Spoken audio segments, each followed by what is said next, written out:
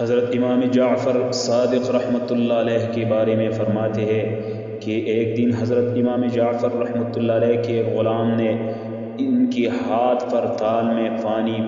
پھلٹا تو پانی اڑ کر ان کے کپڑوں پر جا پڑا، تو حضرت امام جعفر صادق نے ان کی طرف غصہ سے دیکھا تو غلام نے آیت قرآن پڑھتے ہوئے کہا، اے میرے آقا، والکاظمین الغیظ، اور غصے کو ضبط کرنے والے، تو انہوں نے فرمایا میں نے اپنا غصہ ضبط کر لیا۔ غلام نے قرآن پاک کی آیت پڑھتے ہوئے کہا، والعافین عن الناس، اور لوگوں سے درگزر کرنے والے، آپ نے فرمایا میں نے تجھے معاف کیا۔ غلام نے کہا، واللہ یحب المحسنین، اور اللہ تعالیٰ ایسے نیکوکاروں کو محبوب رکھتا ہے۔ تو امام جعفر صادق رحمۃ اللہ علیہ نے فرمایا، جا تو اللہ کے لیے آزاد ہے، اور میں نے اپنے مال میں سے 2000 دینار تجھے دیے۔